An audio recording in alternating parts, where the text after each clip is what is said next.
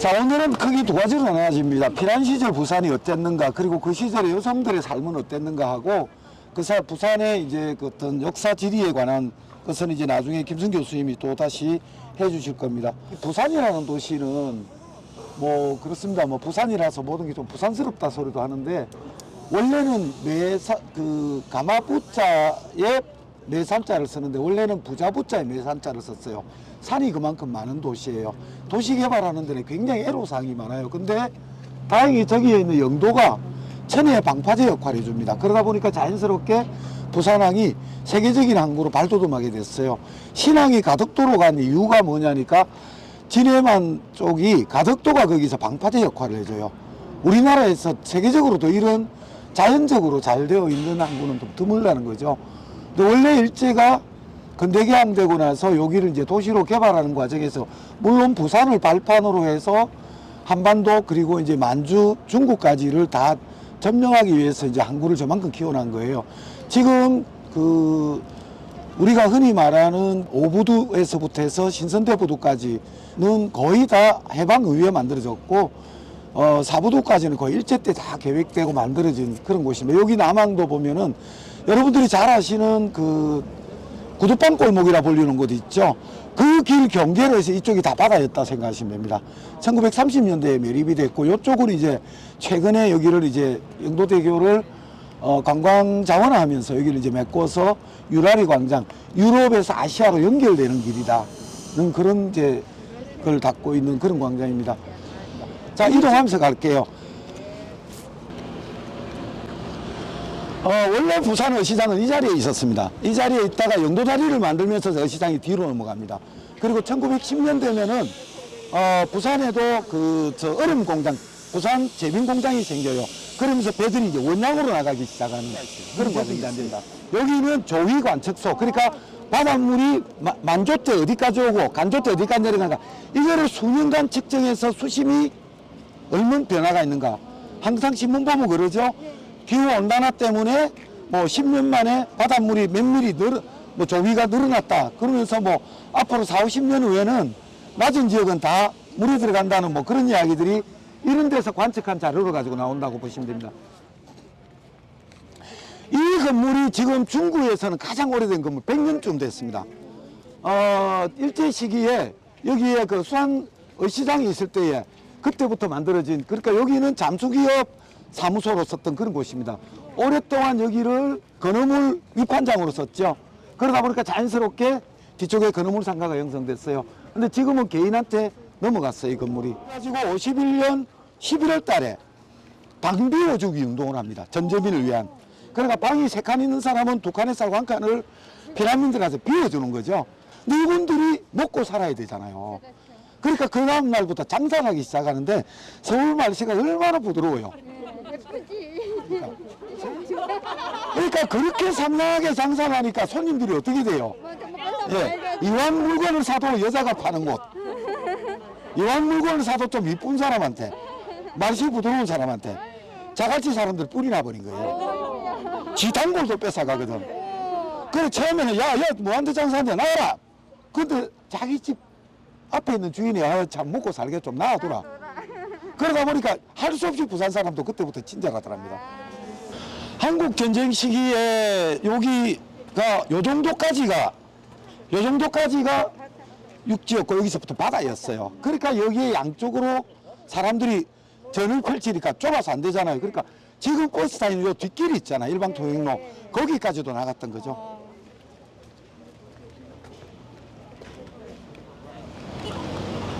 자, 여기도 처음에는 저렇게 도로를 깔기 전에 아스팔트를 깔았어요. 근데 아스팔트가 녹기 시작합니다. 왜? 바닷물에는 기름을 분해하는 미생물들이 있어요. 그래서 바닷물을 아스팔트에 도로 함부로 버리지 마라 소리가, 이 미생물들이 이 아스팔트가 왜 코크스 종류에다가 자갈이 들어간 거잖아요. 이게 녹아버려요. 그러니까 아스팔트가 폐해지고 막 기르는 거예요. 자, 여기도 그렇게 난장으로 장사를 하기 시작했는데, 62년부터 부산시가 이제 전쟁이 끝나고 10년쯤 되니까 우리도 좀 제대로 살아봐야 되겠다 그래서 신부산 건설을 내세웁니다. 그때 지금 부산역 광장 일대는 전부 물웅덩이였어요. 이건 왜 그랬냐면은 일제가 36년부터 해방될 때까지 이제 1부두와 2부두는 1920년에 다 끝났어요. 그래서 중앙부두 길게 돼 있는 거 중앙부두, 3부두, 4부두 공사를 36년부터 해방될 때까지 하는데 이때 공사가 진행 중에 2차 대전을 드가 태평양 전쟁을 일으키잖아요. 네. 그리고 나니까 이제 전투에 모든 걸 다 힘을 써야 되니까 육지 이거는 신경이 안 쓰인 거예요. 그런데 이제 마침 저쪽에 부산진 매축지가 있다 보니까 물량장 그쪽으로 쓰면 되고 부두공사만 하고 육지를 안 메꾸고 나는 거예요. 그 물홍동이에 한국전쟁 시절에 무려 3,000세대가 살았답니다.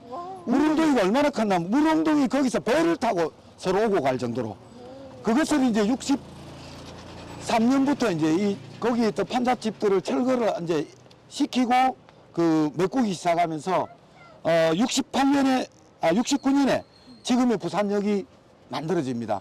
그 전에 역은 지금 세관 맞은편에 있었는데 53년 역전대화제 때 타버려요.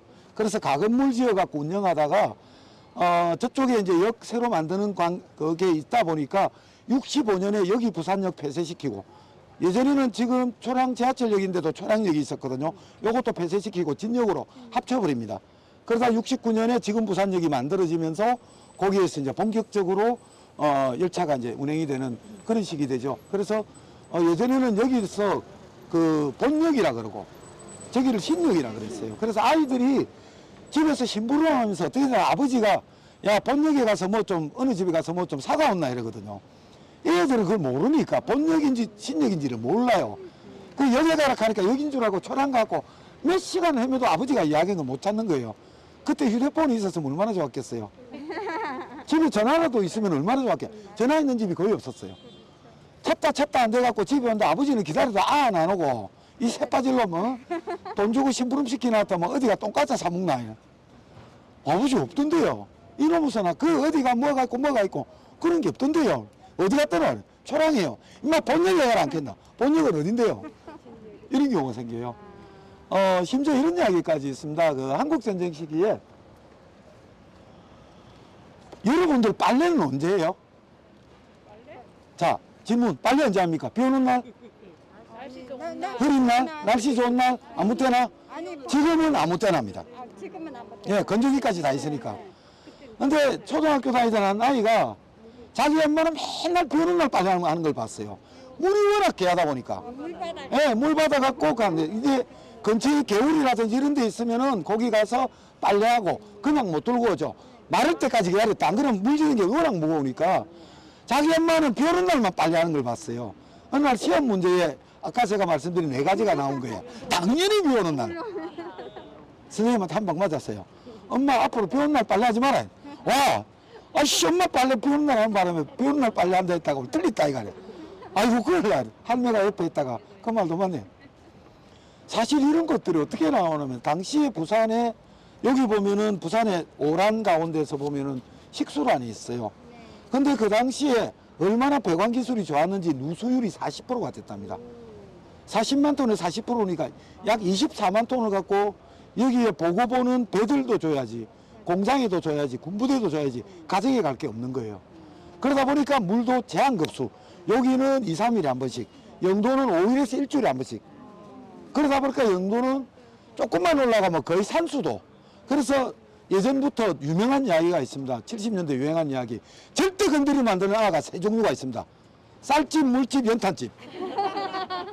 물집아 건드리면 물 못 얻어요. 맞아요. 누가 우리가 때렸다면 저 써가 있거나. 쌀을 그때그때 돈을 버는 게 아니다 보니까 어쩌다 외상쌀을 해야 되는데 안 주는 거예요. 연탄도 마찬가지고. 그래서 쌀집 아들, 물집 아들, 연탄집 아들은 어깨 쫙 펴고 다녔습니다. 뭐 사실 산수도 먹는 집에서도 보면은 산에서 이제 호수를 대가지고 틀어주고 한 동이 얼마씩 이렇게 받았는데 그런 것도 참 그랬습니다. 그리고 뭐 당시에는 양동이라 그래가지고 물 이고 이제 다니는데 시내는 좀 괜찮습니다. 아미동이라든지 좌천동이라든지 이런 데에 그 이 산수도가 안 나오는 지역은 물동이고 물 들어가는데 2, 30분 기다리는데 2, 30분 오는데 또 3, 40분 물 한 동이에 한두 시간씩을 허비하면서 그래서 이제 새벽같이 일 나가도 물은 한 동이 떠다 놓고 가는 그래야 되고 아이들도 학교 갔다 오면은 물을 한 동이 갖고 와야 되는 예 그 당시에 유명했던 게 이제 물찌개, 물론 일제 때부터 있었지만 물찌개 지고 다니는. 근데 여기도 물이 귀하다 보니까 드럼통 2개를 이어가지고 다니는 물장수가 또 있었죠. 뭐 그런 시절이 뭐 있었던 게 겁니다. 근데 이 시기에 지금 시민공원이 된 하야리아 부대에 미군들이 주둔했잖아요. 미군들과 주민들이 제일 먼저 소통한 게 빨래 때문입니다. 거기 있는 주민들이 미군 부대에 못 들어가니까 가건물을 지어놓고 있으면 미군이 자기 이름을 써서 꽃을 놔둡니다. 그럼 자기 집은 저쪽에 있으면 거기서 세탁기가 갖다 줍니다. 근데 어느 날 주민들이 더 이상 빨래를 못 하겠다 이래요. 왜? 사분이 없다. 사업을 이제 일제는 4분이라 그랬거든요. 그러니까 그걸 갖다 준다. 그러니까 색을 갖다 주는 거예요. 뭐 이제 당연히 색을 갖다 줬겠죠. 그러니까 쓰던 거 줘도 된다. 한 보따리 갖다 주는 거예요. 미군도 한두 번씩 쓰고 버리고 막 이러다 보니까 한쪽으로 비켜주세요. 자, 이쪽으로 좀 비켜주세요. 그러니까 이제 이걸 꾀를 내가지고 어떻게 하냐면 쓴 거를 싹 빕니다. 그러니까 깨끗하게 만들어갖고 포장해갖고 내다 팝니다. 그러니까 빨래 갖고 이중장사하는 거죠. 근데 우리나라 사람들이 그냥 빨래만 해줍니까? 얼마나 심성이 좋아요. 옷이 떨어져 있으면 꿰매주거든요. 표도 없이 꿰매주니까 반실 솜씨가 좋거든. 옷도 만들 줄 아느냐? 만든다 이래요. 그 당시에 광복동 지역에 일본 사람들에게 양복을 만들어 팔면서 그 밑에서 일하는 사람들이 그쪽으로 몰려갑니다. 그런데 양복을 막상 맞춰보니까 배는 우리 게 없다 보니까 일제라든지 이런 거 미군 부대 PX를 통해서 오는 걸 주로 한국 사람들이 만들잖아요. 미국보다 3분의 1 가격인 거예요. 왜? 인건비가 우리가 싸다 보니까. 그래, 게다가 이제 걔네들은 뭐예요? PX를 통해서 그걸 가져왔으니까. 그래서 나중에 미군들이 갈 때는 막 2벌, 3벌씩 맞춰가고 6, 70년대까지는 본국에 가서도 편지를 해가지고 자기 옷 기장을 누구라고 이야기를 하고는 이런 색깔로 해서 이런 스타일로 보내달라 그래 보내기도 하고. 그러면 이제 거기 있던 이제 양복을 하는 사람들은 나름대로 자부심 가진다고 안에다 메이드 인 코리아라고 딱 붙이거든. 그리고 이제 미군 부대를 통해서 흘러나오는 시레이시할 때 굉장히 이런 게 많은데 지금 오렌지는 흔해 빠졌잖아요. 그렇죠. 그런데 그 당시 오렌지 하나면은 한 가족 하루 그 반찬값이 나왔답니다. 그러다 보니까 미군 부대를 통해서 이제 그런 게 흘러나오기도 하고 이랬던 그런 시절이 있습니다. 근데 여기가 이제 그렇게 난장시장이 된 것을 아까 말씀드렸듯이 62년부터 신부산 건설하면서 64년쯤 되면은 3000세대 가운데 1600세대가 남아요. 초랑 무릉동이 주변에. 이 사람들을 보내야 되는데 어디로 보냈냐면 양정으로 보냈습니다. 과거에 여러분들 양정 로타리에서 망미동 가면은 버스 정류장 이름이 뭐였냐면 연산 109 내리세요. 그 다음 209 내리세요. 309 내리세요. 그 다음에 한독 아파트 이랬거든요. 그게 109당 500세대씩 보낸 거예요. 그래 이제 거기 지금 재개발 들어가는데 거기 있는 사람들이 다 피란 내려와서 초랑동 45번지라 부르는 무릉동에 살았던 그런 사람들이에요. 이제 이 시기에 이제 어떻게 되냐면은 63년에 일부도의 공동원 시장이 처음 만들어집니다. 그러니까 여기를 이제 정비를 해야 되는 거죠. 이제 돈 있는 사람들은 거기에 들어갔지만 없는 사람들은 그대로 자판하잖아요. 여기를 정비한다고 계속 단속을 하는 거예요. 심하게. 그러다가 안 되니까 이제는 기마부대를 동원합니다. 그 큰 말이 가면서 자판을 밟아버리고 하는 거예요.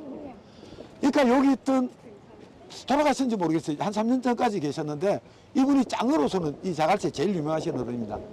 이분이 아기를 임신 4개월인가 5개월 됐는데 이 기마부대 경찰을 끌어안거나 바다에 뛰내려버린 거예요. 이래 주거나 저래 주거나 마찬가지나. 내가 못 보면 우리 식구 다 죽는다는 거죠. 이게 이제 주변 사람들이 보게 되고 경찰들한테 손가락질하게 되고 다음날 아주 신문에 기사화됩니다. 사람 잡는 단속 이런 식으로 해야 되나? 그러니까 시로서는 정리는 해야 되겠고 그래 옵니다. 너희 대표 만들어라. 그래서 조합을 만들어집니다. 그래서 69년에 자갈치 시장이 만들어지는 거예요. 그러면서 지금도 저기에 있는 자갈치 시장, 우리가 흔히 말하면 자갈치 시장은 사실은 저 건물만 뜻하는데 지금은 영도다리에서 중구동까지 다 연결하죠. 네. 그때 이후로 이제 그 자갈치 어패류 처리조합이 공식적으로 바뀌게 됩니다.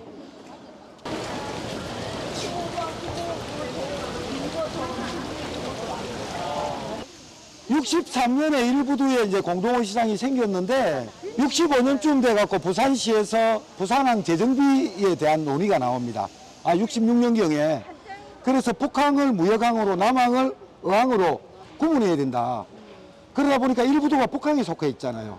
그래서 이제 공동원 시장을 새로 만들기로 해서 남북 일대에 해방되고 첫 매립을 합니다.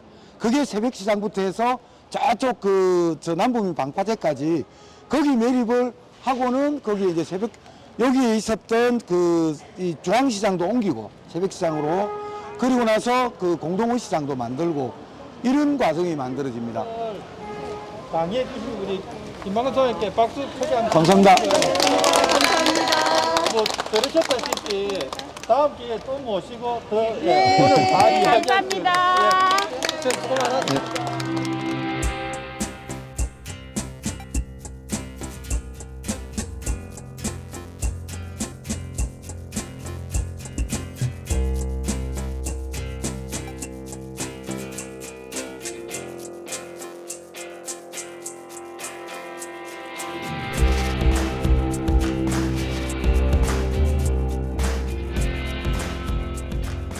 오늘 강의를 맡아주실 저희 한국해양대학교 국제해양문제연구소의 김강식 교수님을 소개합니다. 박수로 맞아주십시오. 네, 반갑습니다. 오늘 날씨도 청명한데 저희 대학교에서 주최하는 부산 남항과 태종대를 다녀오는 해상 투어에 참여하신 여러분들께 고마움을 전하면서 설명을 받게 됐는데요. 어쨌든 이게 공간이 실내에서만 설명을 하다 보니까 좀 제한적일 수밖에 없을 것 같습니다. 그래서 지금 저희들이 지금 배가 출발하고 있는 데가 자갈치 시장에서 출발했고요. 이 자갈치 시장은 자갈치라는 지명이 좀 의미가 있죠, 그죠? 자갈치라는 것은 옛날에 지금은 이 매립이 됐습니다만 보수철이 있습니다. 보수철이 흘러내리는 쪽에 이쪽 편입니다만 여기에 자갈이 많이 있었습니다. 그리고 바다에서 파도가 치면 이 돌이 조그맣게 만들어지지 않습니까? 몽돌이라 하죠. 그제도가 몽돌을 흡수하는데 그런 것 같은 몽돌이 있는 해수욕장이 있습니다. 그래서 또 일본인들이 와서 많이 거주할 때 이쪽은 부산항의 남쪽에 있는 해변이 돼서 남빈이라 이렇게 하거든요. 그래서 이쪽 편에 이제 해수욕장이 있고 했었는데 해방이 되고 난 이후에 사람들이 어폐물을 파는 자판을 깔아놓고 시장을 하기 시작했습니다. 그래서 그때부터 자갈치 시장이다 이렇게 되고요. 나중에 자갈치에 대해서는 나중에 또 들어오면서 하겠습니다. 설명을.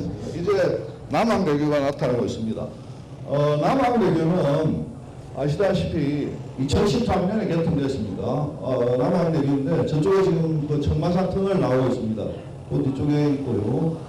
이 남항대교는 여러분 아시다시피 경부선 고속도로에서 저 거제도까지 연결되는 부산의 해안도로 거의 해안도로를 연결하는 과정에서 1941m 정도 되는 교량을 만들어서 부산의 이쪽에 영선동 쪽, 남항동 쪽하고 저 암남주종을 연결하는 해상의 어떤 다리입니다. 장군반도 앞쪽에 저게 조그마한 섬이 튀어나와 있는 저걸 동도라 하죠. 저걸 또 최근에는 보니까 주전자 섬이다 이렇게 한다고 이야기하는데 거기에서부터 지금 송도 케이블카가 운행되고 있습니다. 39개의 케이블카가 있는데 12개 케이블카는 바닥 밑이 보이죠. 그래서 상당한 그 공포감이나 이런 것들을 느끼게 하고 합니다. 그리고 앞쪽으로 지금 케이블카가 다니고 있는 저 이쪽 지역이 산인데 전진산이라고 하죠. 그래서 이 전진산이고 저 산이 있는 일원이 암남공원입니다. 자, 여기서 이제 보면 영도라고입니다. 우리가 영도라고 하는데 영도 저게 제일 높은 산이 우리를 반기고 있는데 저 산 이름이 봉내산인 거는 다 아실 겁니다. 이게 곡갈산이다, 꽃갈산이다 이렇게 이야기했습니다. 이 봉내산은 전체 형태가 원추와 같이 생겼다고 하는데 그 봉내산에는 봉내산 할매 신앙 전설이 있습니다. 그래서 봉내산의 할머니가 영도의 사람들을 잘 안전하게 지켜주는데 여기서 영도에 살다가 이제 외부로 나가면 안 좋은 일이 생긴다 이렇게 해서 전해오는 영도 할머니 전설이 있는 곳입니다. 알려져 있습니다. 그 앞쪽으로 이제 보이는 공간이 지금 태종대, 우리가 말하는 태종대입니다. 이 태종대는 아시겠습니다만은 영도의 가장 남단 쪽에 있는 아름다운 경관을 전망할 수 있는 공간입니다. 그래서 우리가 태종대라 이렇게 하는데 태종대에서 제일 그 경치가 뛰어나고 아름다운 데는 어쨌든 태종대 신선바위가 있는 쪽하고 신선바위가 있는 쪽하고 태종암이라는 우리가 이야기하는 그 태종대 전망대가 있는 자리죠. 그래서 이 태종대의 어떤 기암괴석이나 바위는 앞에도 이야기했듯이 육지의 융기, 그 다음에 해안의 어떤 침식에 의해 가지고 만들어졌는데 바다 쪽에 해안 쪽이 수직 절벽으로 만들어져 있죠. 그래서 이 수직 절벽으로 만들어지게 된 거는 뒤쪽에 퇴적암반이 실제 뒤쪽으로 경사가 져 있다 이런 이야기도 있고, 그 다음에 바다가 파도가 치어 들어오면서 침식을 하면서 이렇게 만들었다 이렇게 이야기됩니다. 바다의 퇴적암이 만들어진 시기는 중생대 백악기에 만들었다 이렇게 알려져 있습니다. 그리고 또 지금 요 태종대에 약간 돌면 영도등대가 만들어져 있거든요. 영도등대도 마찬가지로 개항기에 일본인들이 우리나라에 이제 들어오면서 1906년에 목도등대다 이렇게 해가지고 만들어졌습니다. 일본이 해로 항로에 표시 시설을 만들면서 1906년에 처음으로 만든 등대가 다름 아닌 영도등대다 이렇게 알려졌습니다. 그래서 영도등대는 부산항을 출입하는 이런 배들에게 항로 역할도 하고, 또 일본이 다른 외국 배들이 출입하는 걸 감시하는 이런 어떤 역할을 하기 위해서 만든 게 영도등대다 이렇게 보시면 되겠습니다. 사람들 못 나오게 해주십시오. 그리고 영도등대는 그 이후에 해방이 되고 나서는 1948년에 원래 영도의 본명이 전령도인데 전령도 등대 이렇게 바뀌었고, 그 다음에 이제 1974년경에 영도등대로 다시 바뀌었다가 나중에 2000 등대 자체가 제대로 역할을 못하니까 2004년에 다시 정비를 해가지고 지금의 등대로 태어났습니다. 그 다음에 저 앞쪽으로 이제 또 그 왼쪽 앞쪽 편으로 보이는데 등대가 있고 한 섬, 저 일원이 우리가 알고 있는 오륙도입니다. 오른쪽 편에 보면 지금 우리가 흰여울 마을로 알려져 있는 마을이 형성되어 있습니다. 흰여울이라는 것은 복내산에서 이쪽으로 바다로 떨어지는 계곡이 많이 있습니다. 그러면 그 계곡에서 물들이 바다로 떨어지면서 이게 펼쳐지죠. 예, 그래서 그게 물살이, 물거품이 생기고 할 텐데, 그런 걸 보고 흰여울이다 이렇게 해서 했다고 합니다. 물살이 센 곳이다 이런 의미죠. 반면에 또 바다 쪽에서 파도가 치면 그 파도가 치는 또 포말이 흰색이 될 겁니다. 그래서 그런 과정에서 생겨난 이름이 다름 아닌 흰여울이다 이렇게 알려져 있습니다. 그러다가 최근에 이제 이쪽 지역 사람들이 또 다른 외지로 바깥쪽으로 나가고 하면서 많이 집이 비고했는데, 도시재생 사업 이렇게 하면서 문화예술인들의 창작 공간 이런 걸로 새롭게 만들어 단장이 되고, 그 다음에 카페나 이런 것 시설이 들어오면서 새롭게 태어나는 공간이고, 도시재생 사업에 있어가지고 제일 성공한 케이스 중에 하나로 많이 소개되고 있습니다. 정면으로 앞쪽에 아까 남항대교라는 게 그죠 만들어져 있습니다. 이 남항대교는 길이가 1941m, 높이가 38m 정도 되는 다리입니다. 영도 쪽에서 서구의 암남도 쪽으로 연결하는 영도와 서구 쪽의 교통과 통행을 원활하게 해주고 있습니다. 그리고 우리가 출발해 왔던 저 앞쪽에 자갈치 시장이 보입니다. 그래서 이 자갈치 시장은 아까 유래에 대해서 설명이 있었습니다만은 우리나라 최대의 어산물 공동거래 시장이죠. 1922년에 일본의 어업협동조합에 의해 가지고 실제 처음에는 남항에서 잡혀 들어오는 생선을 위탁 판매하는 그런 시장으로 만들어졌습니다. 그렇게 해가지고 일제강점기 때 쭉 유지돼 오다가 해방이 되고 난 이후에 1970년대에 본격적으로 시장을 개발하면서 어산물 거래하는 이런 공간으로 활용되게 됩니다. 그래서 우리 오늘 답사를 아침에 시작했던 그쪽부터 해서 건어물 시장이 있었죠. 건어물 시장이 있고, 그 다음에 지금 자갈치 시장에 메인 건물이 있고, 그 다음에 들어가면서 보면 왼쪽 편에 이런데 충무동 어시장이 있고, 그 다음에 또 더 왼쪽에는 냉동 창고가 있는 이런 일대를 아우르는 이름으로 자갈치 시장이다, 자갈치다 이렇게 이야기합니다. 그리고 지금 앞쪽에 보니까 지금 배를 만들고 하는 이런 거죠. 건조하는 약간 시설들 이런 게 있습니다.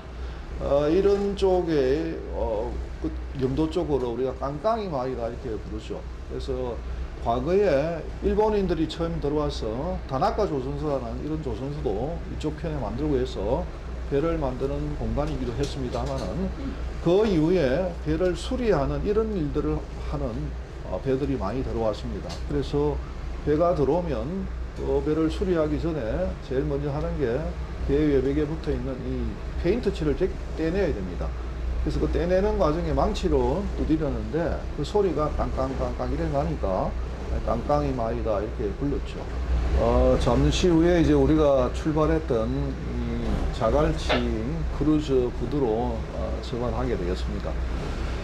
좌측편으로 충무동 봉동어 시장 건물 있고 작은 고깃배들 접안에 있습니다만은 지금도 우리나라에서 제일 많은 생선이 잡혀오고 거래되는 이런 공간이 이쪽에 있습니다. 이 생선이 잡혀오면 이걸 일단 먼저 보관을 해야 되니까 연변에 전부 다 냉동 창고, 또 의류 보관하는 창고들이 만들어져 있습니다. 마지막으로 설명드리면요. 근데 영도대교는 일제강점기 때 1934년에 만들었다가 일제강점기 때는 6번씩 1년에 들어올렸는데 이게 이제 낡고 오래돼가지고 또 도시 교통 통행이 많아지면서 그걸 폐쇄하게 됐습니다. 그런데 이걸 완전히 철거하려 하다가 시민단체나 이런 데서 문제 제기도 있고 해가지고 새롭게 조성해서 2013년입니까? 그때부터 다시 이제 완성이 돼서 도계 기능을 하는데 최근에는 하루에 한 번, 낮 2시에 한 번씩 이렇게 다리를 들어 올리내려고 하고 있습니다. 영도대교의 길이는 전체 214m고 도계하는 부분은 한 31m 정도 됩니다. 그래서 그 밑으로 도계를 하면 1000톤 선박까지 통과할 수 있는 그런 역할을 했다고 알려져 있고 통행이 많아지면서 옆에 쪽에 부산대교가 1980년 초반에 만들어지면서 다시 이제 원래는 부산대교였는데 영도대교로 바뀌었습니다. 배가 이제 돌면서부터는 설명을 할 수가 없는 것 같습니다. 그래서 여기서 끊겠습니다. 오늘 일기도 보르지 못한데 배를 타고 운행하면서 또 배가 바다에서 멀리 떨어져서 운행하다 보니까 설명이 여기저기 막 이렇게 하다 보니까 횡설수설한 부분이 있는 것 같습니다. 널리 이해를 바라겠습니다. 이상으로 마치겠습니다. 감사합니다.